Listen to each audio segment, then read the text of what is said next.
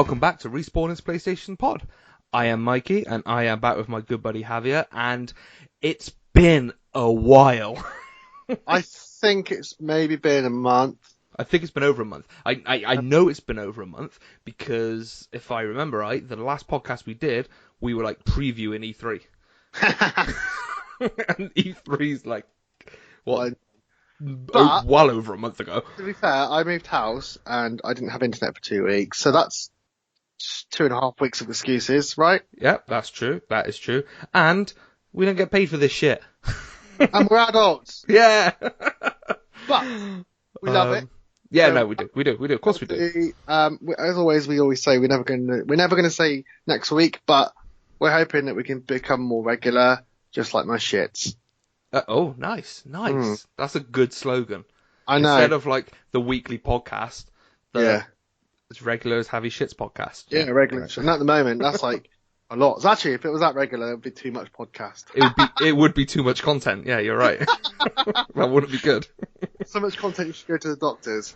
Yeah, indeed. Anyway. Welcome back, everyone. So, shall we just crack straight on with the news? Or actually, we should probably say we're going to change things up a little bit. To be fair, I think most listeners have probably forgot what the order of things was anyway, because it's been that bloody long. But, of course, we should do news, what we're playing, Trophy Talk, and Hall of Fame. Trophy Talk is gone. We are ditching it. It's had its day. It's in the past. We all know that me and Mike had a trophy battle, and we played some shit games, and we've got a couple of platinums we're proud of. But that's it. Speak for yourself, mate. Oh well, you know. Got a bunch of them I'm proud of. Fuck you. Yeah. But yeah, I think it had sort of run its course. It got to the point where we were kind of like scraping the barrel trying to find funny ones. It didn't help that I would just pick on you for like 4 you'd got in like a week. So I kind of used them all up really. So dark times of my life. Oh, very dark times. I mean, you know, still have dark times with trophies. I still have that addiction. But anyway, that's another story for another time. We will have something replacing Trophy Talk, but we will get to that. Stay tuned for that lovely surprise. Right, shall we crack on with the news? For sure. We're not going to cover all the news there's been since we last did a podcast, because we would be here till, well, the next time we do a podcast. Well, I suppose the only advantage is it's summer, and, you know, I think, as you all can probably tell from your games you're playing at the moment, the gaming industry just slows down. Like, I'm going back and playing The Witcher 3 DLC, and like World of Final Fantasy, which is 3 years old, just because there's nothing new out at the moment that I really want to get my hands on, you know? So I think, as a whole, there's not a lot of news. I was looking through it, and it was like, I had to go back a couple of weeks to really find something concrete, you know? All I'm thinking about is how you just completely spoiled what you're playing, but whatever. Yeah, no, I know exactly what you mean. I know exactly what you mean. Like, there's not a lot going on. Like, I'm surprised. Okay, I'll spoil what I'm playing, but I'm still playing The Witcher 3. That's purely because there's nothing that's come out between now and then. Like, even the games that we're reviewing for the site are just like really small independent games, aren't they? I mean, other than Wolfenstein, like, you know, that's like a kind of DLC offshot game that they decided to release as a full game. I know what you're saying. It's not like a big. I don't know. Would you class it as a AAA title? It's kind of like the Lost Legacy, Uncharted Lost Legacy. That's how I would say. That's what Youngblood's like. It's like it's its own game, but it's like a big DLC. Yeah, I get it. That's what my understanding of it is, anyway. So with that being said, we don't have that much news considering the time we've been away. It's almost like we planned it on purpose. So let's crack on with the news that we have managed to get together. Yes. As I mentioned at the beginning, the last time we did a podcast, we were talking about how we were going to report the news from E3. So, hey, we're 2 months late, but here's the news from E3. We're obviously not going to go over everything, but I just want to sort of talk about the highlights for you and for me. Like, you know, what did we take away from it, if anything, you know? Yeah. I think the main one we'll come to at the end. We both know what that is. Yes. We'll leave the main event for last. Overall, like, the only one I covered live was Ubisoft, which was quite crap. I still think you got the better deal than I did. I covered EA. Yeah. Actually, no, that's not true. You love FIFA, like, you bum FIFA. Yeah, that was fucking awful. Mm. But I did get Star Wars, so, you know. Yeah, that was amazing. Yeah. I said there's only really, apart from the other game, there's only two things that really I remember was Watch Dogs Legion, because I'm a big fan of the Watch Dogs games, and Star Wars. Okay, so obviously we're kind of FIFA, I suppose. No, why FIFA? Like, what did FIFA give us? Didn't they give all the Volta news and that? Yeah, but they didn't give us, like, actually show any of it. No, you're right. They just give us a fucking... Yeah, when do they? They go, oh, we've got a slightly different game this year. Here you go. I tell you, we have got FIFA coming up in the news, Yeah, so and trust me, I've got a rant in me. Okay. So I will get to that. But yeah, drink. Sorry? Thank God I got a big drink so I can just sip it, listen to you. Yeah, I mean, if you want to wait for a time to go fill up your drink, that's probably a good time. Because I've got a good 5-10 minutes in me. But yeah, I think when you think of E3, of course, we're avoiding talking about Avengers because we'll talk about that in a minute. But when I think back to this year's E3, I'm just going to think of Keanu Reeves, which, don't get me wrong, is cool and it was a badass moment. But when essentially you've got an actor, like, or a celebrity, and that's the main thing you take away from a big, video game con, it's like, that something's wrong there. There was no games you were coming away from really being like, I cannot fucking wait. You know what I mean? Okay, yeah, Star Wars and Avengers, like, yes, they look great, and we are excited for them. There was no, holy shit, can you believe we're getting this game moment? You know what I mean? Yeah. And there usually is. Usually after E3, I watch all the trailers, and there's like between 5 and 10 new games. I'm like, oh my fucking God, I can't wait to get my hands on that. I did not feel that way. Like, yes, Star Wars, without a doubt, I am so hyped for that. I'm so excited to see what I saw. But, like, Keanu Reeves was just a little bit about Cyberpunk, which we already saw gameplay for before. Yeah, I mean, it was cool that we found out that he's going to be in it. But when you're actually... Oh, no, it's Keanu Reeves, of course. Yeah, but when you actually look at what footage we got from Cyberpunk itself, it wasn't a lot, really, was it? It was just No. It was like cutscenes. Yeah, exactly. It was a bit of... No, I think it was mostly all cutscenes, wasn't it? And it was, that's that. Yeah, you didn't actually really see anyone get any hands-on footage of it, or well, at least I didn't see anyway. I don't know, I just think... Do you think... Okay, this is a PlayStation podcast after all, so do you think Sony not being there played a big part in this, or do you think E3 in general is just sort of starting to, not die off, but sort of had its day, Yeah, because I think a lot of time now, things either get leaked, kind of half on purpose, or they just give the news up because they know people want to have it here and now. That's the world as a whole. We all need to get our information right now, or we're not happy, Yeah, like social media's changed things like E3, hasn't it, Mm-hmm. I think, yeah, you're right. Studios want to get that buzz. They want to get that hashtag. They want to be trending. Whereas E3, chances are you'll just get lost in the shuffle. Yeah. And why should... I mean, Sony were very open and honest about it. The reason they didn't go was because they don't see why they have to wait until 1 month in a year, why they've got to wait till June every year to announce everything they've got. It's like, it doesn't fit into our schedule. Why are we forcing everything into someone else's schedule? Yeah. We'll tell you about the games when they're ready. You know what I mean? And in a way, I can sort of see why they do that. Because I think we did get a lot of examples of developers showing games that weren't necessarily ready and like forcing out footage that was garbage.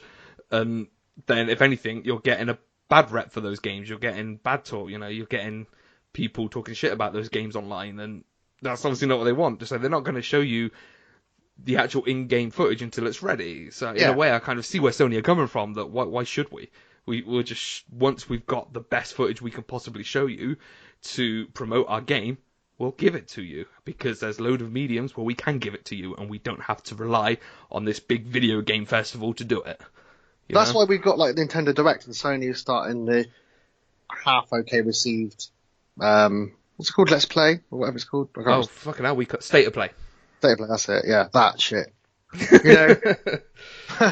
Yeah, but yeah, I just think, I kind of thought, oh, maybe Xbox will steal the show here, and because it was that point at the end of their press conference where I thought they were going to announce the next Xbox, but they just kind of talked about hardware for a bit, didn't they? And said that didn't even give it a name. They just give it like a prop. What was it? Scarlet something? I can't fucking remember now. And said it was coming out like next Christmas or whatever. Like one of Ubisoft's, like everyone thought, Ubisoft were going to reveal something really big, and then one of the biggest things was a comedy show. Yeah, and it was like crazy, what isn't the it? fuck? And, like obviously, yeah. I'm just looking through it now. Yeah, the Elder Ring thing, which was George R. R. Martin and the Dark Souls guys. That's going to be good for sure. But again, they didn't have anything to show us. Joe, I know. Like all the Xbox stuff, I don't care for. But then you're right, because Sony weren't there for us, who are like we are pure Sony bum boys. There was nothing to get really hyped about. No. There's not much we can do about that. No, but I even think, like, I also watched it from a standpoint of somebody who, say it quietly so we don't get kicked off the PlayStation podcast, but I'm talking from, like, the perspective of someone who's considering buying a Nintendo Switch. I'm watching E3 thinking, right, convince me. You know what I mean? Show me some games that's going to maybe go, fuck yeah. And then, like, one of their biggest announcements was like, well, The Witcher's coming to the Switch, and so I'm playing it now. You know what I mean? Okay, sure, it's going to be awesome to take it on the go and stuff like that, but I'm not going to start again. No. That's one of the. That's the. Well, the other thing about Switch. A lot of it's just re-releases, isn't it? Yeah, and don't get me wrong. The Switch has some fucking excellent exclusives I really want, and I probably will still end up getting one at some point because I want to play those exclusives they have. But if we're talking strictly E3, there was nothing really coming out of it that got me hyped. No. Wasn't it like a fucking Animal Crossing game or something? I'm like, I don't care. Yeah, exactly. There was a bit of news about the new Dragon Ball Z game, which looks quite cool, but nothing that really got me going. Yeah. So we had all that.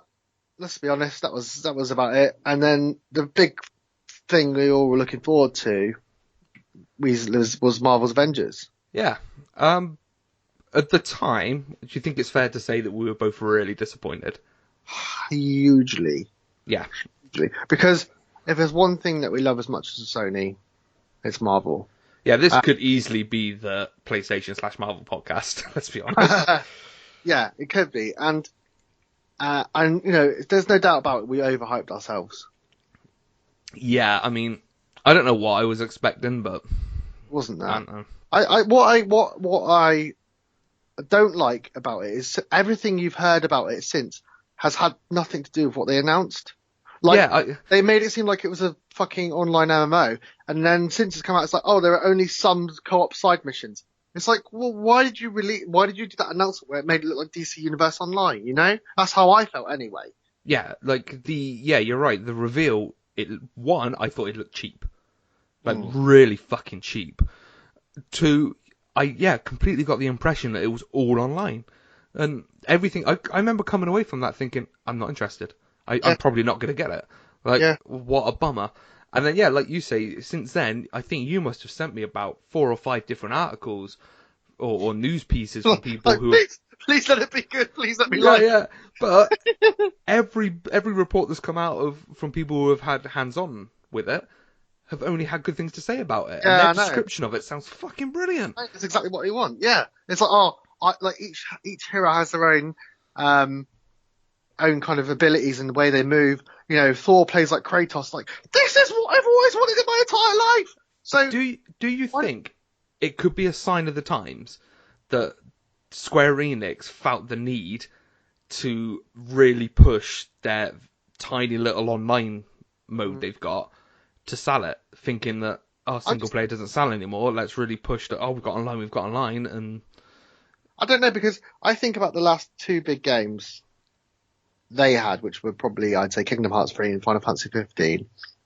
And then on the release of that, Kingdom Hearts 3 doesn't have an online as far as I know.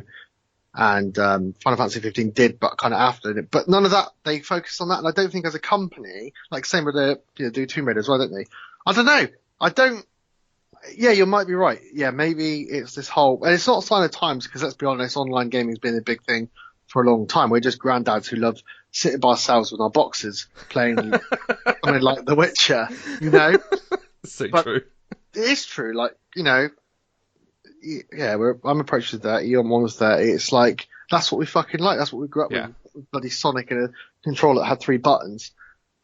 Yeah, basic men with basic needs. Yeah, and we're not, like we still like we're going to be by the time this is going out, it would be before, but we're going to be playing later on with everyone. It'd be fun, but yeah, we still prefer our solo stuff.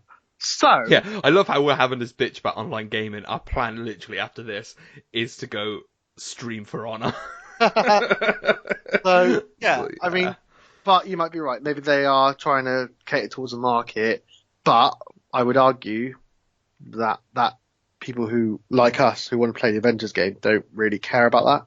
Like, yeah, I feel like online people now, it's all about the battle royales. Is like even Call of Duty's got battle royale.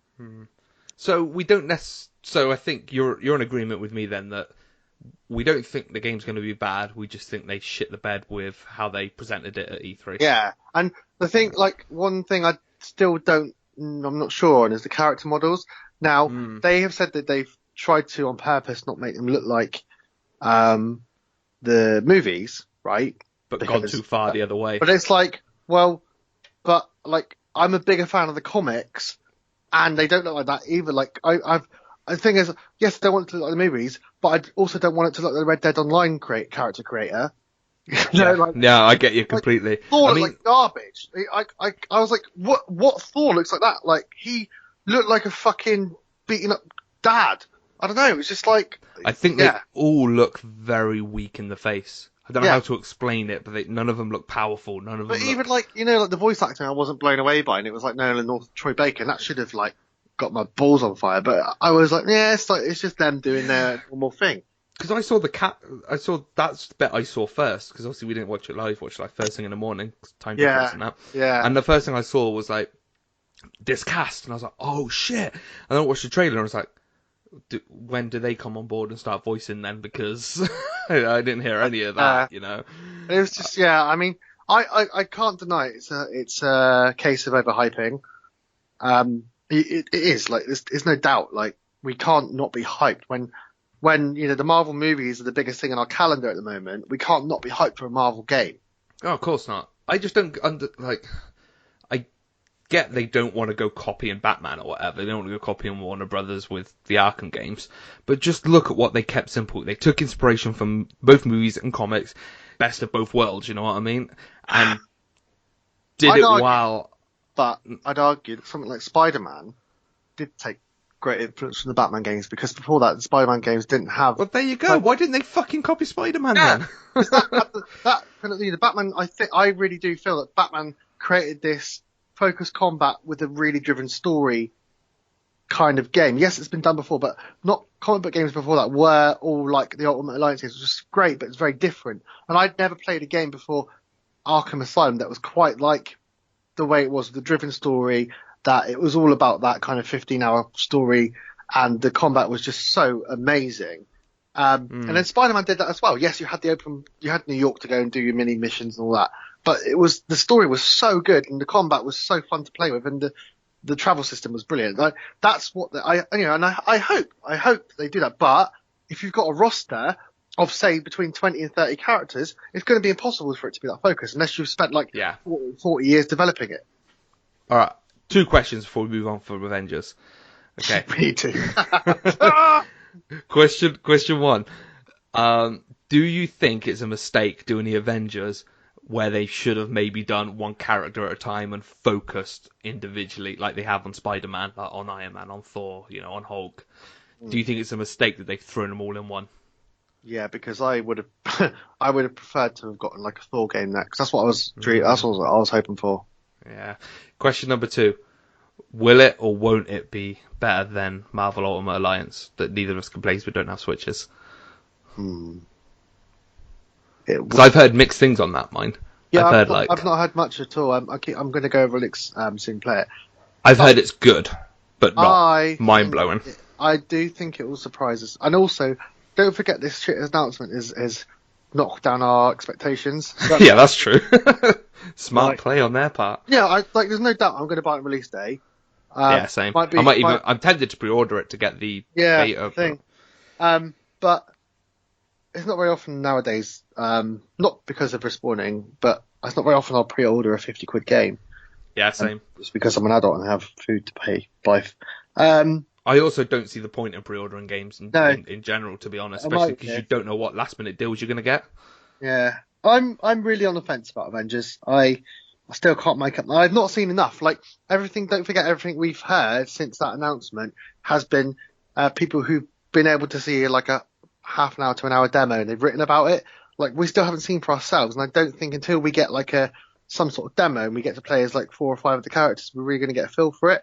But even then, I want to. I'm like, I'm so critical of this sort of thing, but I still then want to be like, okay, well, that's fine having the main 5 or 6. What I can't remember who they're going for, but and then then I want to try play as Ant-Man because how far do his abilities go? Or I don't know, Scarlet some Witch, point. like that. Do you know what I mean? Like someone really crazy, or Quicksilver, someone who's like powers are mental. Yeah. See how they handle that. Yeah, at some point, like you're gonna lose focus somewhere.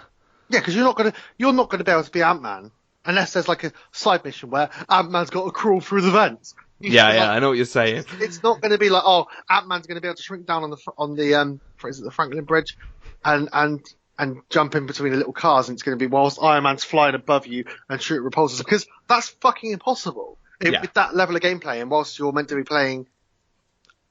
What I will say is I think kind of what you said as well, we do need to see more. Like, I think a lot of the stuff we're working off at the moment is assumptions and trying to put the pieces together with what we've got so far.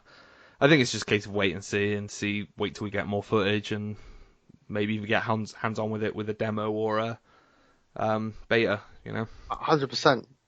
Right. Let's move on. Yeah. Fair warning.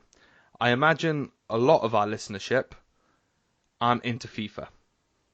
If you're not, I recommend you skip forward about 5 or 10 minutes. Because the next bit of news we're going to be talking about is Juventus is not going to be in FIFA fucking 20. Because EA are so damn cheap that they couldn't afford the rights. Pro Evolution Soccer 2020 can afford the exclusive rights to Juventus, but EA, in case you haven't heard, one of the richest fucking developers in the world, apparently can't stretch to it. So, yeah, What more do I need to say? Let's just move on. I'm not moving on. Right, okay, what are your thoughts on this? Do you really care? Okay, I do care because I missed 2019, so I had it most of the years before. Only because I was like, well, I don't play it a lot, and what's the point? But I've really missed it. We played it a lot, or as much as we could, I think. And I've missed playing. I miss like trying to mess around with the campaign mode and etc. So yes, I mean, this might be completely out of everyone's listening capabilities on what we like, but I am a big Real Madrid fan, and because I've been a big Real Madrid fan my whole life, I'm a big Ronaldo fan, and for Ronaldo not to be in FIFA is fucking insane.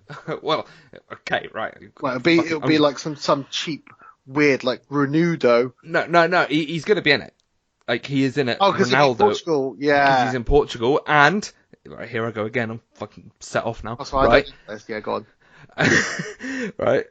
Of course he has to be in it, because you know who EA do have to keep happy?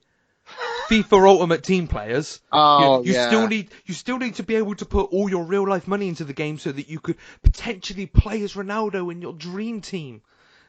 So you got to keep those guys happy. You know what I mean? I mean, forget the people who have been playing it since fucking day one and just want a single player career mode. And forget the people who may want to take their boyhood team of, say, an Aston Villa from the low depths of the Premier League now, haha. The low depths of the Championship to the Premier League, right to the Champions League final. We've done it. Oh my God, you've taken your team. Or even better, you take like a League 2 team. You take Forest fucking Green Rovers, right? You take them all the way up the leagues. You're going for a glory career mode. Like, this is what this game is about. You're doing the grinding. You're going season after season. You put like 6 years into this shit. You fucking get them to the Champions League final. The Champions League, by the way, which they've only just got the rights to, so that's feeling all authentic and shit. And then who'd you get in the finals?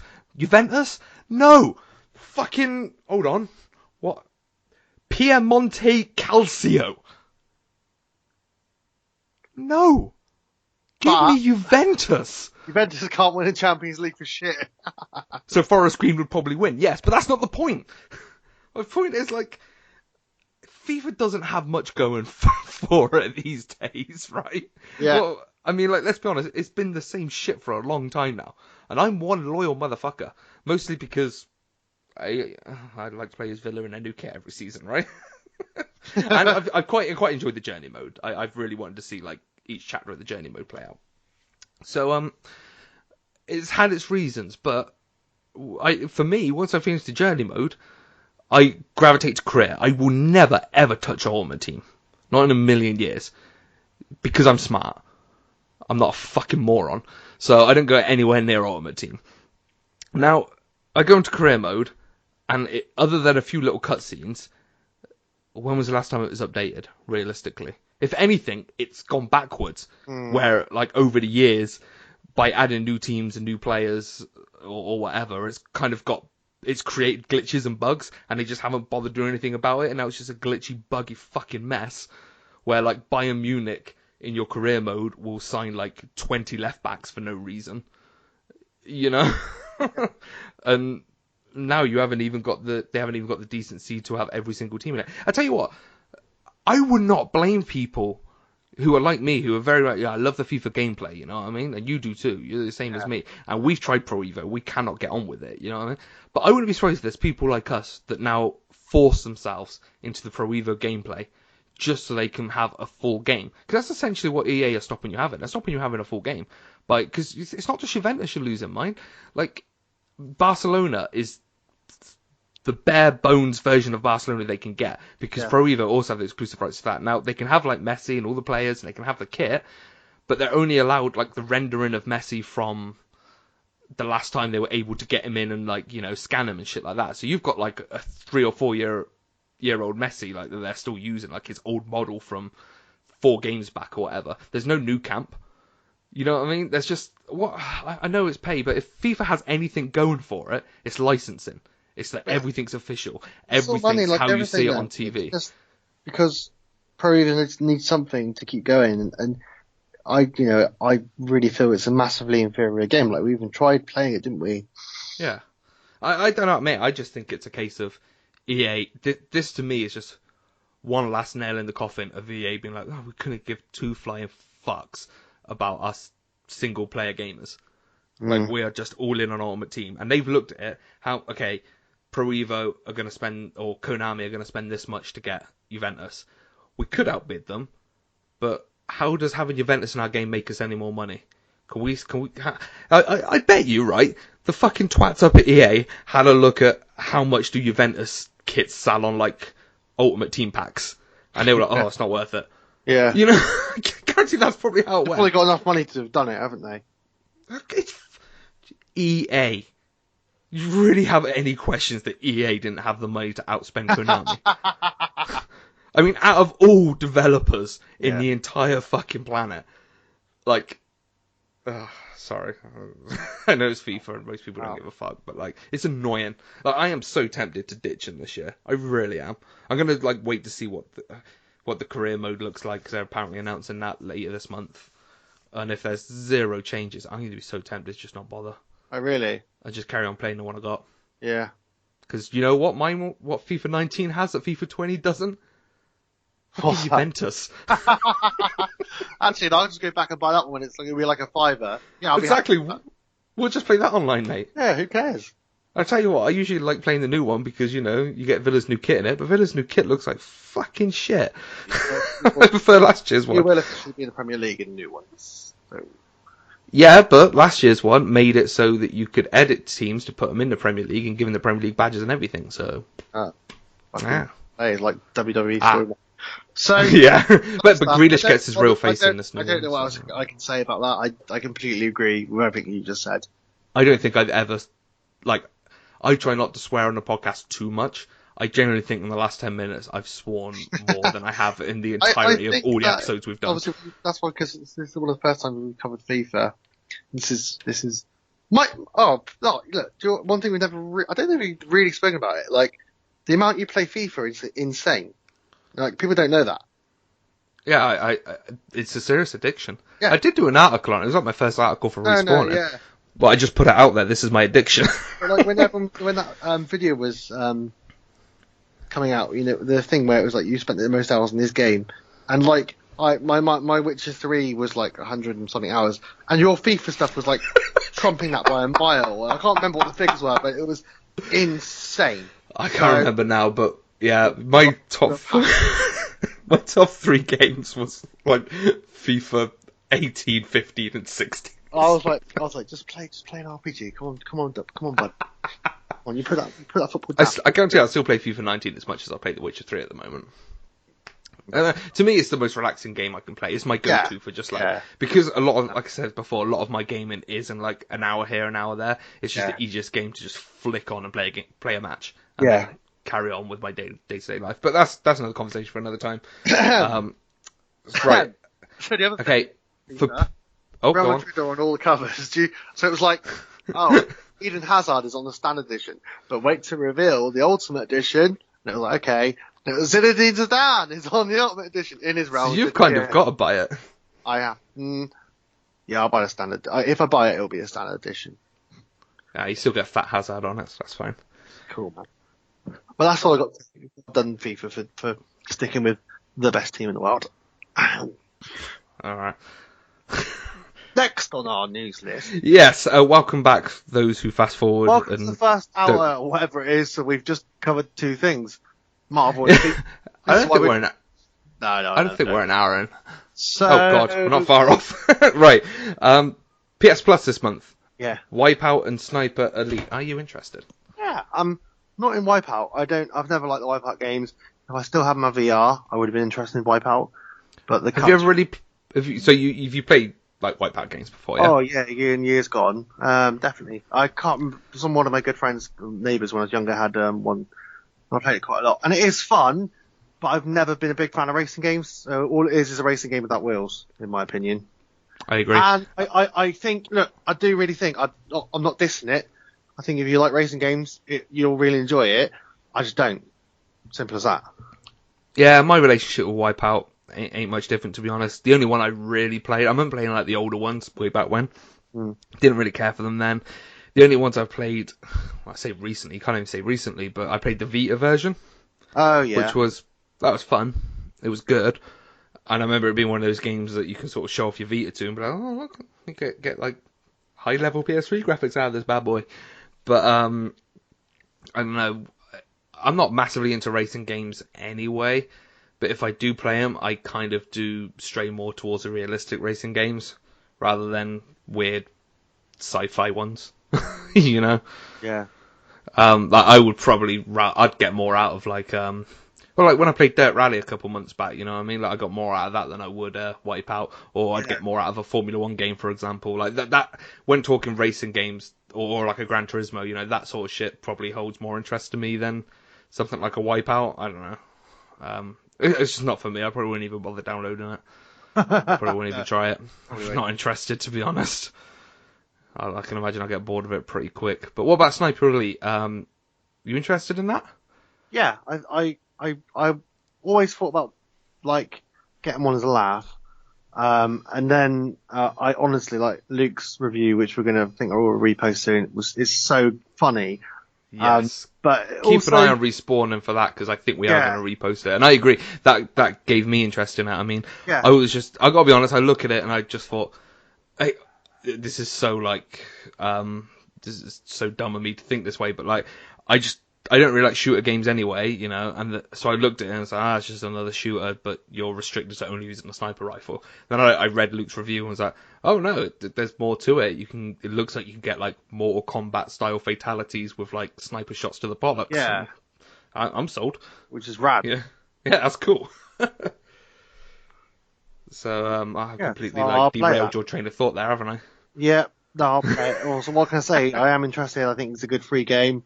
It's something I wouldn't have paid for, but I'm really happy to download for free. So, yeah, it's a good plus title, isn't it? It's a good solid plus title. Forces you to take that. Yeah, leap, You know Like the Telltale games are always good plus titles because I don't really want to buy them, but yeah, sure, I'll put them on.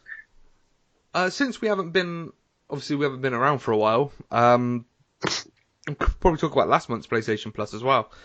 Did you bother with any of those? What was it? It was Sonic Mania and... Was that last month? No. I'm pretty sure that was last month, wasn't it? That was sure it was. Before. Well, we definitely haven't talked about Sonic Mania, have we? No. Or have we? Well, I played Sonic Mania. It was really fun. For 10 minutes? Yeah. Yeah. I'll probably never play it again, but it's a good one for like when you've had a few drinks because you can just put it on and piss about. That's true. I feel last month's was different, but unforgettable. Unforgettable. We had For Honor recently, didn't we? Hence why we're going to be playing that tonight. Yeah. Do... Plug in before, even though this is going to be after. So I will play. Yeah, I'll play that. I played Sonic Mania. I don't remember what the other ones were, but I don't. Not me neither. So. Oh, Gone Home, which I haven't played yet. Was Gone Home one? Was it? No, the other one. What Remains of Edith Finch. That was okay. Oh, that was so good. I've talked about that on this podcast before. Love What Remains of Edith Finch. Yeah. So In that case, if we can't remember what the other ones were, let's move on. Okay. Shall I look at it? Okay. Nah, don't worry about it. They're gone now. Bye. Right. Let's talk a little bit about EA Access. Yeah, I think that's a good topic. Yeah. So will EA Access on Sony compete with PS Plus? I gotta be honest, I haven't really looked that into EA Access that much, mostly because I'm just so angry with EA at the moment. I don't want to even consider giving them any money right now. So, but it's reasonably priced, isn't it? I'm sure it's like, I heard it's like £4 a month. Is that right? I don't know, but I don't think so. Okay, probably not. It don't sound right with EA. Good video game journalism here. We've really done our research. But essentially, it is going to work as like a streaming service, right? Yeah. I don't know. Do you know? No, I was hoping you'd know since you put it on the notes. All I want to say is, do you think it's going to compete with PS Plus? I don't know anything else. Hang on, I'm looking at the wrong thing. I'm trying to look at fucking PS Plus. This is great. You can edit this out. It's fine. Professionalism, right? I genuinely looked at it earlier and was like, I don't know all about that. That's fine. And then I started reading it out then, like, I just started reading it out like proper. Will EA Access on Sony compete with... just reading what's on my phone. Like, with no direction at all. Okay, well, let's move on to our last piece of news, which isn't really much to discuss. It's just a bit of a celebration and sort of pat ourselves all on the back. We always like doing on this, don't we? We do. And we're going to celebrate being PlayStation 4 owners. As we talk about, PlayStation 4 has sold 1 million units worldwide. I'm not surprised. 100 million. Yeah, right? Yeah, you said one. Did I? Yeah. Oh, I meant 100. 100 million units worldwide. It's not surprising. I mean, 1 million wouldn't be that impressive, really, would it? That's a huge amount of consoles to ship. Of course, yeah. I mean, it's just surprising. I feel like everyone is on PS4. It's like crazy how quick it flipped from everyone being on Xbox to everyone being on PS4. Yeah. I know. I think it's just like...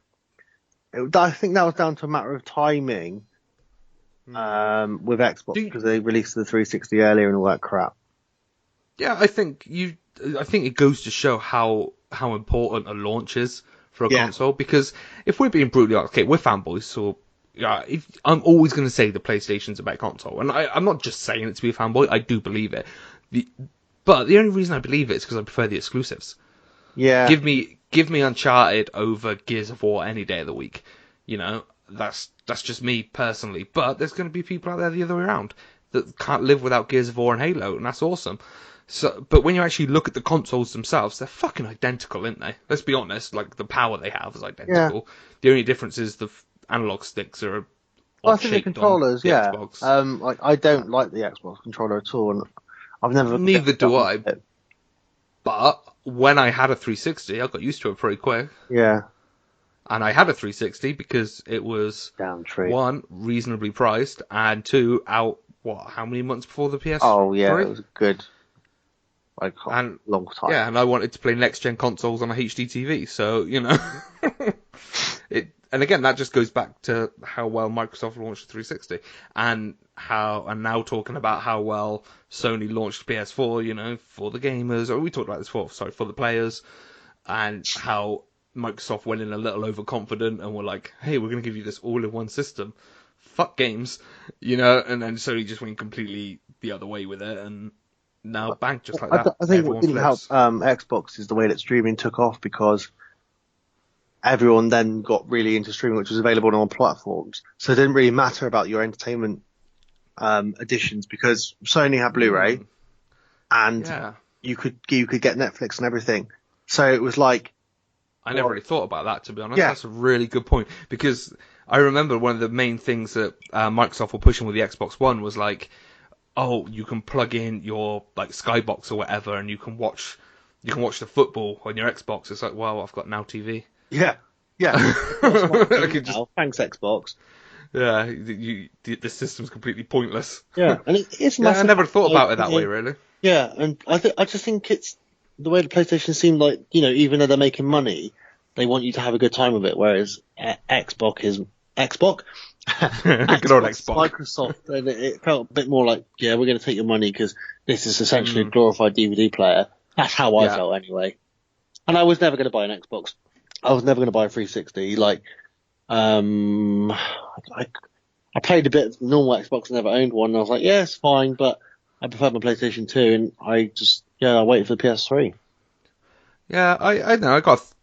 Gonna say this don't sound like me, does it? I remember one of the main reasons I got 360 was so I could play Oblivion. Who are you? I know, right? I know. Who is that guy? The young version of me that when played I got a shit ton of PS3 RPGs. and I got Oblivion, it kind of changed my life a bit. Like, the only really big RPGs I played before that were like Final Fantasy X. That might be about it. And I got that, and now all I play is RPGs pretty much. So I would have actually played Oblivion before you. Yeah, which is if I got the 360 to play it. Yeah, well, there you go. I could have taught you a thing or two about some RPGs, huh? Yeah, well, we'll see. When you talk about FIFA.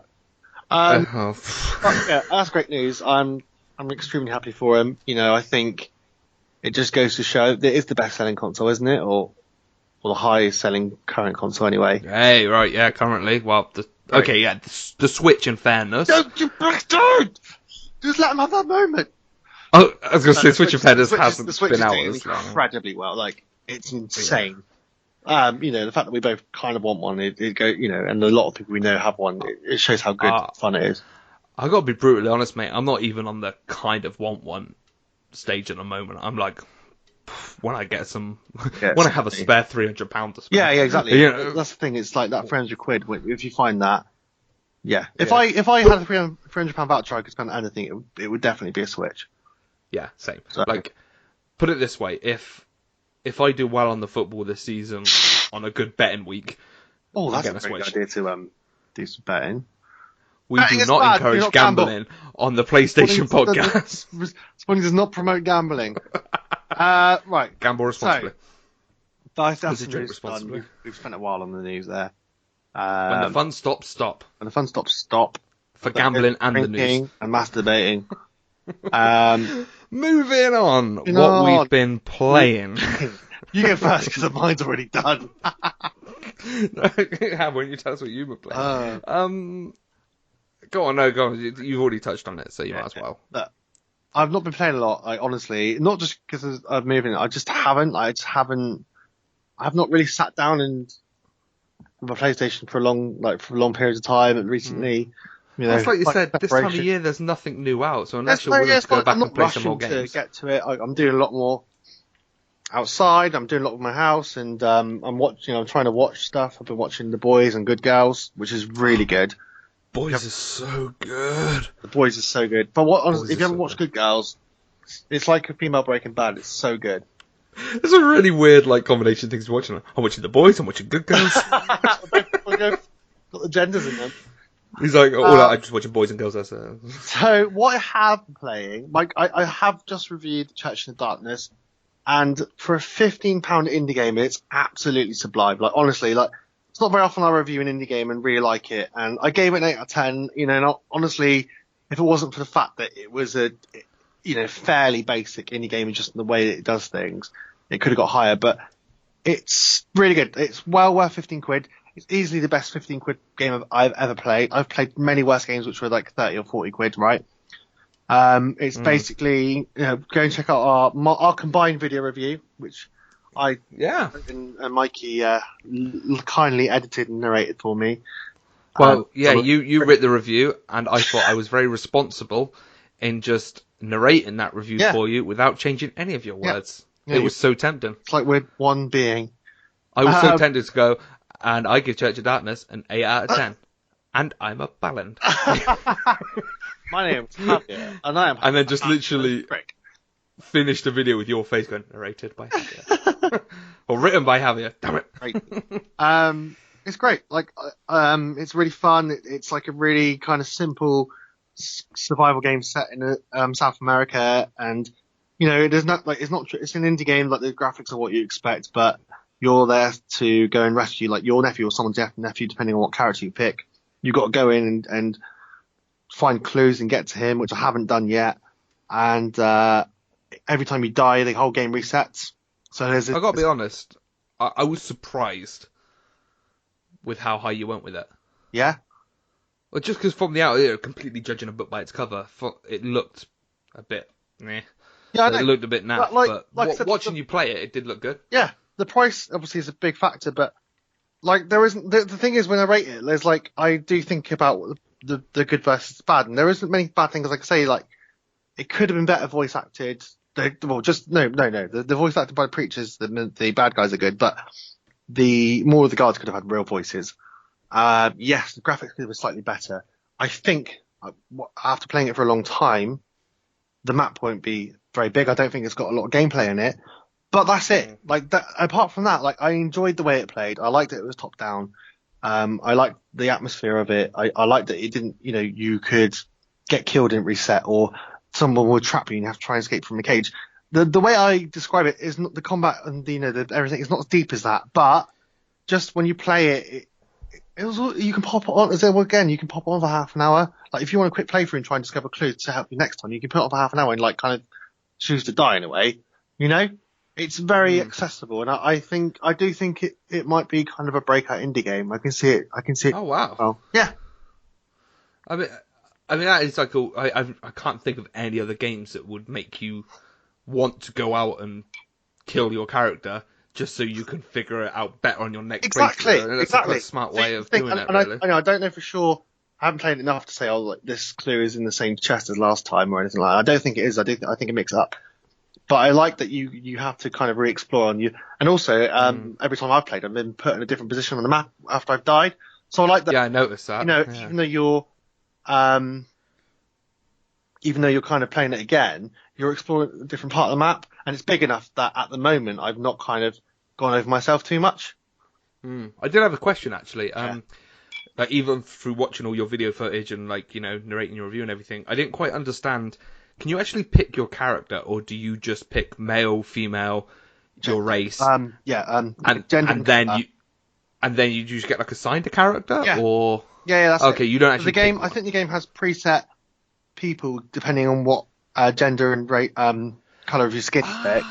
Oh, that's quite smart. Yeah. So you could be like, so it's Alex has been missing. Go and find my nephew, or go and find. It's just like with your current talents, you've got to go and find him. Like it kind of has a preordained character. Yeah. Yeah. Yeah. Because I liked that when it restarts again. Obviously, the letter comes up and it's it's basically the same story, telling you what's happened to Alex, why he's trapped in this cult, but it's from a different person's perspective towards a different character every time, and it just brings a new light on it. So you're not starting the same game over and over, what you are, but from a complete different perspective, and kind of fresh eyes. I do like the look of it. I mean, I can't say it's the best indie game I've ever played, but it's probably the best indie game I've ever reviewed. Ah, wow. So that's high praise. High praise. Well, you give it an 8 out of 10, didn't you? Yeah, and I like high. Like 9s and 10s are reserved for like your Witchers and God of Wars and stuff. So eight's high for me. Good stuff. Good stuff. Played anything else or? Yeah, World of Final Fantasy, which I did write an article on. I'm very, very near the end. I think I'm on or just before the final boss battle. It's easily the most charming game I've ever played in my life. It's childish. It's basically Pokemon Final Fantasy. There's no way to big describe it. But it's brilliant. It's simple, easy fun. You're capturing monsters. They're called mirages. You're battling other things, but everything obviously is focused around Final Fantasy. So most of the things you capture in battle, you would have experienced in previous Final Fantasy games. Or you meet heroes, or I can't remember what they call them, but basically those heroes are all big characters from Final Fantasy games previous, and they're like helping you on your way. And you've lost your memory. You can't remember who your mum is, and you've got to try and find her. And there's a couple of kind of twists in the story that did surprise me. And yeah, it's just really, really good, really fun. My only problem with it is, how you have the monsters. I haven't had to change them since the beginning. All right. Whereas in Pokemon, as an example, you would come across a gym leader who would completely destroy your best Pokemon. You'd have to go and I've not really had that. I found that what the difference is, you make stacks. So you have 3, including yourself. This is going to sound weird if you haven't played it, but you basically make a totem pole combined of you and the monsters. Right? Mate, Sounds I'm really going to lie. I have no idea what you're talking about right now. I know. Basically, you can combine yourself with the monsters in a weird way, and that means that you know how you have elemental resistances in games. So water beats fire, etc. You combine your strengths and weaknesses, so you can combine it so you're kind of not weak against anything. Does that make sense? Yes, kind of. I think I'm not that clever with it, but anyway, it's good. Blew my mind. Yeah, there you go. Well, I've been playing it for a while, and I can easily sit down and play it for a good few hours. And usually late at night, I'm probably going to finish it this weekend. And this is a PS4 game, is it? Yeah, well, PS4 and everything else, I think. But yeah. It sounds like a mobile game or something. Yeah. No, it's really good. I think you have to like Final Fantasy and Pokemon to enjoy it. But well, I like one half. Yeah, I know. That's kind of it. I don't think I've been playing a lot else recently. To be fair, considering your life circumstances, that is quite impressive. Oh yeah, no, that's little for me though. That's the thing. That's the thing about my life. Gaming is one of my top 3 priorities if I can help it. But I do like how you're literally going through some of the busiest periods of your life right now, and you're like, yeah, well, of course, I'm going through these big life changes right now. But hey, I've hardly played my PlayStation, but I played this, I played that, I played that. Oh, also, I also reviewed Redeemer. Oh yeah, of course you did. It's crap. Just it's really average. It's crap. It's a really basic, violent kind of half top down, half third person game, and it's not amazing. That's it. All I have to say about it. Mike, what have you been playing? Not too much actually, and I got no excuse. No, I've been playing The Witcher still, but I'm not even going to talk about it because I feel like I have covered The Witcher so much. Just listen to previous podcasts. I've got a YouTube video on it, so. Oh, I will say that I'm just cracking on with it nicely, and it's actually fitting into my life really comfortably. I feel like I genuinely could play this game for at least another year. I'm not yeah, I'm really enjoying it, but I'm not. It's weird. I've never had a game. I like how I said I wasn't going to talk about it. Here I go. But I've never really had a game where I genuinely feel I can just pop it on whenever. I'm not talking like FIFA where it's I'll kill an hour here or there. I mean, this is sort of I don't know how to explain it. I could genuinely play it for 6 hours straight, and then not play it for a month, and then just play it for an hour. Yeah. And then not play it again for 2 weeks, then play it for 5 hours. You know what I mean? Doesn't bother you. Yeah, it's really weird. I feel like the story's simple enough to not forget if I could stay away from it for a while, and you know, if anything, most of the excitement seems to come from, I found anyway, from like the side missions and shit. I find them to be way more interesting than the main plot right now. I really like it. I wouldn't say I'm obsessed. You know, it's not like, oh, get home from work, play The Witcher. I need to be in the right mindset. I mean, I'm not all of a sudden an RPG fucking fanatic, you know what I mean? I'm not. I haven't changed my colours, you know. But I am really enjoying it, and I'll be very surprised if I don't see it through to the end. Yeah, well, very surprised. You will. Because don't you find it's one of the most story-driven RPGs you've ever played? Completely, yeah. And very character-driven, very... Like, I can't let anything slide. Like, at the moment, I'm still in the second place you go to, Velen. And I've just finished... spoilers, obviously, if you haven't played The Witcher. Like, fucking however many years ago. But I've just finished the... Oh, fucking hell, what is it? The mission... The big fat guy in the red. Fucking the Bloody Baron. Oh, I've just finished all his missions of, like, chasing down his family and everything. Yeah, so good. And... I really like really that part good. of the game. But, like, I basically finished that so I can go to the next part of the game. I can move on from Velen to Scrillage or whatever the fuck it's called. But he's like, oh, I want to go get my wife back from the witches. Will you help me? And it's like, I know what I'm like. Okay, I'm quite a completionist, but I'm also the sort of person that will just go, nah, fuck off, I'm going to the next part. And I'm like, no, I have to see the end of this guy's story. I can't just let him go get his wife back from these witches alone and never find out what happened. So I need to know how his story ends. I need to know how his wife's story ends. And I really hope I hear from his daughter again, because I don't know what the fuck's going on with her. You know, all of a sudden I'm invested in this random family. Yeah. Let's be honest, most games would just be random NPCs that you don't give a fuck about. You know what I mean? Yeah, and absolutely. And you I'm completely invested. Everyone's stories are absolutely incredible. Yeah, and their backstories are, like, so many times in RPGs, the backstory just comes in big blocks of text, and I'm just like, skip. Yeah. You know, I can't be asked to read it, but, like, the voice acting's so good that I'm engrossed, and I do find myself just sat on the, like, you know what I'm like, you've seen me play video games, I'm one of these nose to the TV type of players, but with Witcher, I'm more relaxed with it. I can just sit back on the sofa and just, like, watch us, because there's a lot of, like, okay, like, kind of not cutscenes, but loaded talky scenes, you know, face to face where you're just hitting X, and I'm just invested, like, I want to ask more questions, and I'm asking 100 questions, like, tell me more. I'm intrigued. Yeah, it's good. I'm enjoying it. But again, I've covered it so much. Listen to old podcasts, look at the YouTube video, etc., etc. Other than that, I've not really played much else. Obviously, like I said, I've been playing FIFA. Oh, I reviewed Agalos, which is, again, we've only been reviewing indie games recently. It very much, well, this is an indie retro game, but I gave it a 6 out of 10 purely because it's too retro.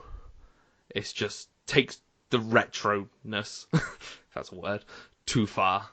Like, I don't know, like, you look at something like Undertale, which takes that sort of 16-bit style and brings it into a modern era, you know, makes it fun, sort of does very clever things with it. This is just like, no, it's a Master System game for your PS4. Strict as fuck. You know?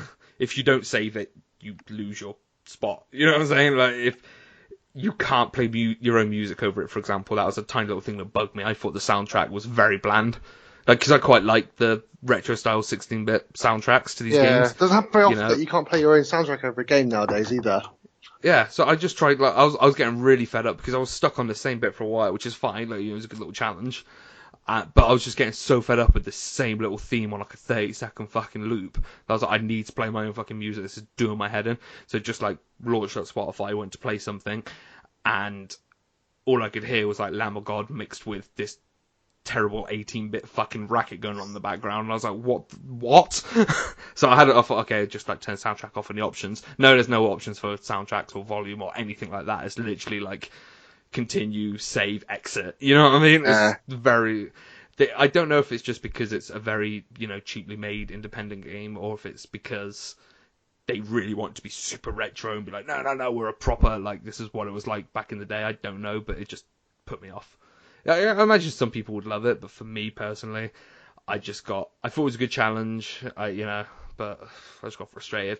Another problem I had with it that I said in my review was, like, it relies so much on perfect timing, but, like, boss fights for fun, and if I continued down on boss fights, it was fine, because there was a challenge to it, and you had to figure the way of doing it. Once you figure out how you kill it, it feels really good. But when you don't quite time that jump perfectly, And so yeah, you when you then like mistime a jump or something, you'll fall right back down to the bottom of the level and have to replay like the last 5 minutes. And that was usually where I just rage quitted. I'm just like, I can't be asked. Yeah. Like more so than like losing boss fights or stuff like that. It'd just be like, oh fuck off. Like you're not. It was one of those games where I ended up thinking like you're not as great as you think you are. You know. So yeah, Agalos, if you love retro games and you're hardcore into that shit, then you'll probably enjoy it. But if you're just more into like, you know, things like Undertale or Celeste, where they kind of take that and bring it into a modern era, then I wouldn't recommend Agalos. Yeah. Other than that, no, nothing else. Oh, I'm playing Football Manager, but that's not PlayStation, so hey, not for this podcast. So yeah, that's it for me. Cool. Right, this usually is where we do Trophy Talk, but Trophy Talk is gone. So, do you want to do Hall of Fame first or our new game? Both really good discussions. Hmm.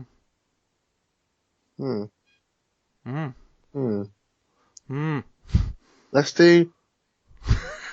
you finish with? Let's do the game, because we always finish with Hall of Fame. Okay, so we're going to continue with Hall of Fame. I like that. I mean, like, continue ending with Hall of Fame. Yeah.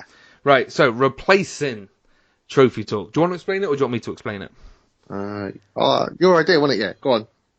Right, we are basically doing Snog, Marry, Avoid, but with video games. The idea being the Snog will be an all-night play of that game. You don't actually have to do these, by the way. Of course, it's all in theory. So Snog would be you spend the night with the game. All night. You know how sometimes you play a game and you literally get home from work, put it on, and you're there till fucking the sun comes up. You know what I mean? So that is your option 1. Option 2 is you marry that game. And when I say marry that game, I mean you are playing it for like 3 hours a day for the rest of your fucking life. You are married to that motherfucker. And Avoid, which we're going to go one step further than Avoid. We are going to go, and this was your idea, I like it, wipe it from existence. So this game never existed. It never happened. It's not just wiped from your memory. No one gets to play it. It did never exist. So we aren't going to pick these 3 games out. We're going to have the same 3 games to discuss, but the 3 games are going to be given to us from outside. Eventually, we're going to start asking you, the listeners, to give them to us, but of course, this is a new game, so we don't have time to do that. We are going to get one of our guys from Respawn to do it, and we ask Luke, what 3 games did he give us, Javi? Have you got them in front of you, or do you want me to say? I kind of put you on the spot there, that was mean. How you do? Go on. Yeah. So, our 3 games are Uncharted 2, Metal Gear Solid 3, and the most recent God of War. Thanks, Luke. That is tough. It's tough. Have you, because he gave us these the other day, didn't he? Or like yesterday, I'm not sure. Have you had to think about it? I've already decided. I'm not going to lie. It was... Oh, have you? Yeah. I haven't. I really haven't. You're going to hear me sort of try figure this out live. Yeah. That's good. I should have made it more fun. Yeah, prick. Dude, I don't want to influence you, really. Oh, so should I go first? Yeah, go on. Alright, okay, let's have a look. Okay, alright, first thing first, there's no Avoid God of War. There's no wiping out from existence. Because that's my favourite game of this generation so far. And it's like Battle of Last of Us for my favourite game of all time. But, would I want to play it every day? For the rest of your life. I don't want to ruin it for myself. Mm. You know what I mean? I feel like if I had to play God of War, like, as much as I love it, ask me again in 5 years if I had to play it for 3 hours a fucking day for the rest of my life. Yeah.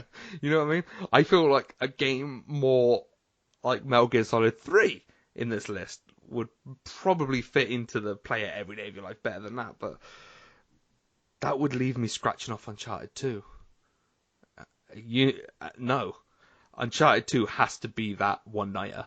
That has to be... Uncharted 2 has to be the one-night stand. It fits in perfect, right? Yeah. It's like, you could do that. In fact, I did. I did that. I did Uncharted in, like, a 24-hour period, because I remember I'd never bought it. I rented it from Blockbusters back when you could do that. So, I feel that has to go into that spot. There's no argument there. Like, yeah, I've talked myself into it. Uncharted 2 goes into the one-night stand. One-nighter. Yeah, I agree. So now I've got... Okay, so is that where you had it, is it? Yeah. Because I actually, number 1, I actually did it in one sitting and overnight. And that was obviously a while ago now, so I was still at home. And Mum just came in the morning. She was like, get up for work, and it was like 6 in the morning. Because I think I was working like somewhere where I didn't have to go straight in or whatever. And she was like, what the fuck are you doing? And I always remember that. And I was like, this is like, that's why Uncharted is so special to me, because I was like, nothing else had done that. I was like, I was like, I just couldn't stop playing it. So I think any so Uncharted good. game warrants an overnighter, because they are so good. Yeah. Well, yeah, like I said, I've got a very similar story with the second one. Second one. Yeah. Well, like I said, I rented it and just blasted it in one night. I was like, yeah, Yeah. could do it. So, yeah, Uncharted 2, we both agree that it goes in on the one night stand. So, you've either wiped out Metal Gear Solid 3 or God of War. I think it's more simple than I think. There's just no way I can wipe off God of War from my memory. Like, Yeah. it doesn't come down to it comes down to more which one would I rather get rid of than which one would I rather play for the rest of my life. Because at the end of the day, I think Metal Gear Solid 3 does fit more into that marry it into that play it every day sort of thing. It does. It's got. I think it's got more longevity. I think. You think? It is. I think so. Yeah. It's a much longer game, isn't it? Sure, it is. Oh, I also think like God of War. Not to brag, but I kind of feel like I mastered God of War in my first playthrough. Like, it was hard, but the fact that I, platinumed it in one playthrough, it was like, whereas I feel, yeah, I know somebody didn't get the platinum, did they? Hey, we've still got Trophy Talk in there somewhere. Whereas I feel Metal Gear Solid 3 would take a lot longer to get the platinum. It would take a lot longer to truly master it, if you know what I mean, and be fucking perfect and get that 100%. You know what I mean? I do think it's got more longevity. It's got legs on it that God of War doesn't. But there is no fucking way that I'm getting rid of God of War. I'm sorry. I love Metal Gear. I do. I love Metal Gear Solid 3. It's brilliant, but I can't ditch God of War, and Uncharted fits way too well into that one night stand. So, bye, Snake Eater. Yeah. I'm exactly the same, mate. Like, oh yeah, yay! Yeah. Like, it doesn't make much of a discussion for me. Like, I love Metal Gear Solid games. I don't remember 3 that much. Yes, obviously God of War. Oh, see, I do. But for me, I don't mind wiping Metal Gear Solid 3 from my memory. I didn't even finish 5. I'm more concerned that what will my head think happened, that I had Metal Gear Solid 2 and 4, but like 3 never existed. Yeah. That's gonna fuck my head right up. So, yeah, I suppose you're right, but it would be worse. It'd be worse for me if God of War didn't exist. I could play God of War every day because the combat system's so fun. If I had to, I would choose that. Yeah. And you just put on like the harder and harder difficulties and play it over and over again, and So I suppose it would take forever to beat the Valkyrie on the hardest difficulty, I guess. Yeah. Yeah. No, I just basically it comes down to I can't wipe off God of War or Uncharted 2. It's not happening. Yeah. Which, is a surprise. Okay, well, we won't spoil what next week's ones are. We have the harder ones. Sort of, yeah, we already know. Okay, I know we said we're going to ask, the listeners, but we do know what next week's games are as well. And then after that, we'll sort of put it out to other people. But, yeah, next week is going to be hard. But hard. I say next week. Could be a month's time. We'll see. Yeah. But either way, if you subscribe, and do you subscribe to podcasts? Yeah, you do, don't you? That's the thing. Yeah, if you subscribe, then you'll get notified when that is, and you can play along with us. Right, let's move on to the Hall of Fame, and then we'll get the fuck out of here. Yeah. I've sworn a lot tonight. You can tell I've had a drink. I'm really sweary on this podcast. It's funny, I was listening to the main podcast that Joe does, and him and Will were being so careful, like, not to swear and being very, very professional, and I've just come on like, fuck you, eh? Fuck you. I'm gonna have a one night stand with Uncharted. I know. Oh, we're like the ugly stepchild of respawning. Right, Hall of Fame, right. Bit of background on this. Me and you have been, without knowing what each other's games are coming into the Hall of Fame today, have sort of been arguing over this, out of who you're convinced that you've got this one, right? Mm-hmm. Yeah, I got this one. And I'm really convinced. I am convinced I've got this one, but I also think I've been a bit of a dick. So the score is, right, hold on. On my side, I have Legends of Dragoon. Arkham Asylum, and Last of Us. You have Lego Star Wars. How the fuck did they let that go in? Silent Hill 2, Uncharted 2, so you couldn't wipe that out. And of course, in the Hall of Fame is also the first Metal Gear Solid and Heavy Rain that we put in as a joint effort, but you all know that story by now. So we're am I right saying we're even? Yeah, we're even 3-3. Yeah, we're even. 2. So 3-3. Only one man can take the win. One of us will go ahead. Right, I don't know who to go first. Like, I can't stress enough how much we don't know each other's games here, and we are both so confident that we're going to be hilarious if it was the same. Talk our game in. I kind of want you to go first, because you said that as soon as you say it, I'll give up. Right. So I want to see if that's the case. I do really want to, like, put across that I'm kind of have been a dick with mine. Okay, well, that's fine. But you challenged me to be a dick, because I said to you in our text message that, oh, I've got an idea, but I don't want to do it because it's a dick move, and you were like, no, just do it, because mine's so strong. Yeah. Right. So, right, go on. Mine's GTA San Andreas.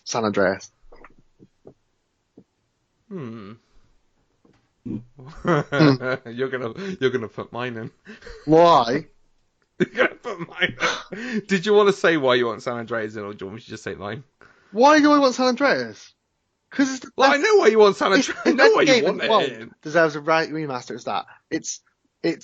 It's amazing. It's one of the best sandbox games ever made. It's the best GTA game ever made. It had features that. You think it's better than 5? Huh? You think it's better than 5? Yeah. No. Right. Well, guess what my game is? What's yours? GTA 5. No, it's not. It's not really. It's not. It's not. It'd be good if it was though. Did you want to carry on? Go on. What's yours? Oh, I do feel really bad now because I think you are going to put mine in. Oh, okay. We've talked about it a lot already. Oh, don't tell me it's Witcher 3. It's Witcher 3. Hey, Mister, it's the best game of a generation. I made you. You have to play it. That's really mean. It's mean. Wait, I wasn't actually gonna pick it, but you was like, no, I'm so confident in mine. Use your dick move. All right, it's my dick move. Witcher 3. You've won. Yes. I can't even argue with that, can I? I know you can't. And the thing is, I felt like at first I thought I can't really do it because I've not completed it for a start. I'm not the fan of it you are, but I love it. I'm really enjoying. It's like it's so good. It's turned me around on RPGs, and for that in itself, I feel. I mean, you've talked about it before. When you were originally convincing me to play it, I think you really put the case forward for Witcher 3. But, like, I can only go off what we've both said a million times about it. It's, talking from someone who doesn't play RPG games anymore, or hasn't for years. And it's completely turned me around on it, to the point where eventually, when I do finish Witcher 3, I'm probably going to come straight back to you and say, give me something similar. Oh, yeah. You know what I mean? I am. Because at the moment, you've changed my... I say you, The Witcher 3. But also your suggestion has changed the way I game. And what I mean is, like, the way I said to you earlier that I love FIFA because, one, I love football, and I enjoy playing those games, but it does fit in with my schedule, if you know what I mean. As I was saying to you earlier, I forced Witcher 3 into that now. The Witcher 3 fits into my gaming pattern now. Yeah. Or I make more time for it, if you know what I mean. That old, I might have not necessarily made you'll always make time for good games. Exactly. But now I feel like I've been really, because now I've sort of moved things around so that I can play a game like The Witcher 3, as well as FIFA, as well as whatever action-adventure game I happen to be playing at the time, whereas usually it was FIFA and the main game I'm playing. Now it's FIFA, The Witcher 3, and the main game I'm playing, if that makes sense. I feel like when I finish The Witcher 3, whenever that is, because it's not going to be a quick finish or anything, whenever it is done, I'm just going to be like, right, I want something in that space now. You know what I mean? And just for the fact that Witcher 3 has managed to make me think that way, earns a spot. Yep. That's it. So I don't disagree. All right. Sorry. That was way easier than I thought it'd be. No, don't. I'm sorry. I can't argue against The Witcher 3, and you've made a really good choice. Like San Andreas, maybe 5 is a better game, but it's generationally different. I think for the time, San Andreas blew my mind. It blew many minds of people our age. It was just so incredible. Yes, you had 3 and Vice City before, but San Andreas was like another level up. The storyline was really good. It made you care about these really shitty polygon characters that had Samuel L. Jackson in it. There was so much about it that was just incredible. It had a really good game. Had a really good storyline for a sandbox game. I think it kind of, for me, it really put Rockstar on the map. And it's that game that I'll always remember, playing really fondly. I have still got it on PS2 every now and again. I might play it for 5 minutes. It's incredible. But The Witcher 3 is one of the best games ever made. So. What I will say about San Andreas is you're not wrong about still wanting to play it. I got it on my phone. Oh, have you? It plays like shit. Yeah. It doesn't work. I genuinely considered buying a cheap Bluetooth controller that I can somehow maybe connect to my phone. I've not even looked into if that's possible, but it's I really want to be able to play it while I'm out and about. Yeah. Because it looks good on the phone. It looks, phone's a reasonable size, good OLED screen. It looks good, but obviously with the actual on-screen controls, it's horrible to play. But what I mean is I'm the same as you, and say I still, years and years later, still get the craving to go back and play that PS2 game. Yeah. You know what I mean? Even now. And if you were to say to me, is it my favourite PS2 game? I don't know. I'd have to really think back and have a, proper good think about it. But if you were to say right now, you can play a PS2 game, I probably would just pick San Andreas. Yeah. It's just a go-to. Yeah. It was the go-to of that generation, wasn't it? Yeah, really? it was. It was just such the pick-up-and-play game that every single person had. Nobody, there was no friend you had that hadn't played San Andreas. And you could say that about most GTA games, to be fair. But, yeah, I think there is something special about San Andreas. I would also push, 3 as well. I think just Grand Theft Auto 3 was also on that level. So fun. Just that everyone had it. And Vice City as well. Now, that run of Grand Theft Auto 3, Vice City and San Andreas, that was, even though I do think GTA 5 is probably the better game, obviously, it's newer, but I just think those 3, that run was, like you said, put Rockstar on the map. That run of 3 games. Yeah. And San Andreas was the cherry on top. It was you saw them getting better and better. The jump from GTA, on the PS1 to GTA 3 on the PS2 was mind-blowing. Yeah. But then what they then did to get it from that to Vice City, from Vice City to San Andreas it was mental. And there they are. Say what you want about Red Dead on 2. The way they push boundaries of every game, GTA 5 was insane, and then Red Dead Online for the open world was absolutely bonkers. Rockstar really pushed the envelope with what they put out every generation, massively so. I've gone back and got GTA Online. I've not played it very much at all, but it's brilliant. It's really fun. I can see why everyone loves it. So yeah, completely. Yeah. But never mind, because The Witcher 3 is in. Yeah. And I'm 4-3 up. Bollocks. Well, it was 3. I made it 3 last time. You got 4-3 up, so it'll be 4 last time. It's all good. Yeah, neither of us have managed to take up a 2-point lead. Yeah, no, we haven't. I'm gonna have to come in really heavy next week. I want that 2-point lead. I'm gonna have to come in heavy next week. I need it. What problem is a lot of the games I love you've not played, so you can. Yeah, but you can still convince me. Yeah, I know.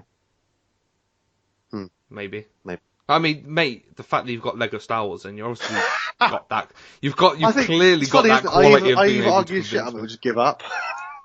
Yeah, it's one or the other. It's like as soon as I tell you what my game is, you make a decision in your head and be like, okay, that's what it's going to be. But this is a very quick enough thing. I should just know that if it gets past the 5-minute point and we're still arguing that you're taking it. Because otherwise we'll just go on forever. And speaking of going on forever, we have done exactly that. So let's get out of here. Are you plugging or am I plugging? I'll plug. So, thank you as always for listening. So I don't know how many episodes this would be. Was it 4-3 and then 2 more? So that's not. This is number 9. Oh God's sake, Javi, do you want me to plug? So, obviously, you'll hopefully have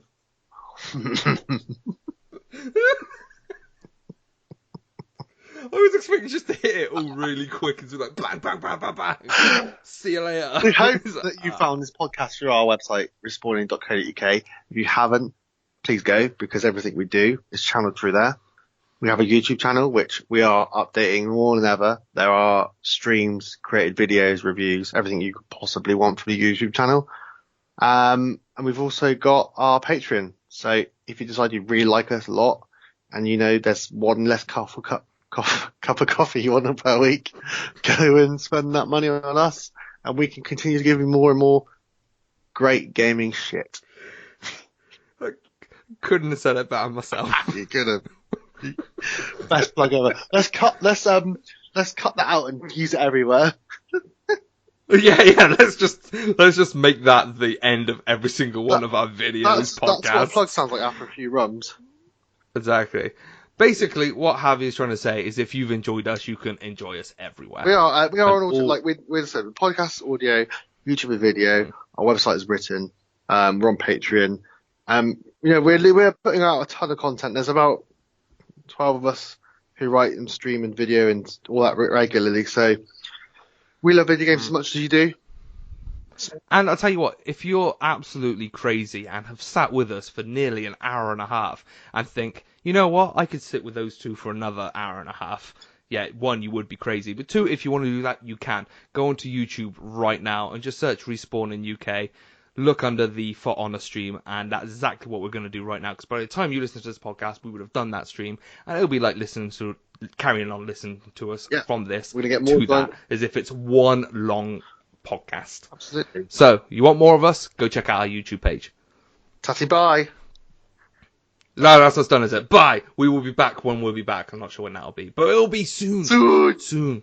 Subscribe and find out. Goodbye.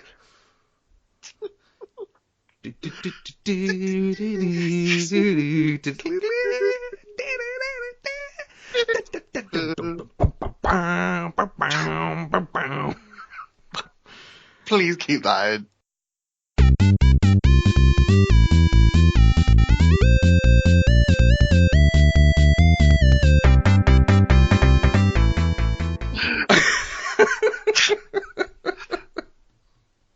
You've just stuck way too much, haven't you? Mate, you know genuinely how many times a day I fucking hear that tune.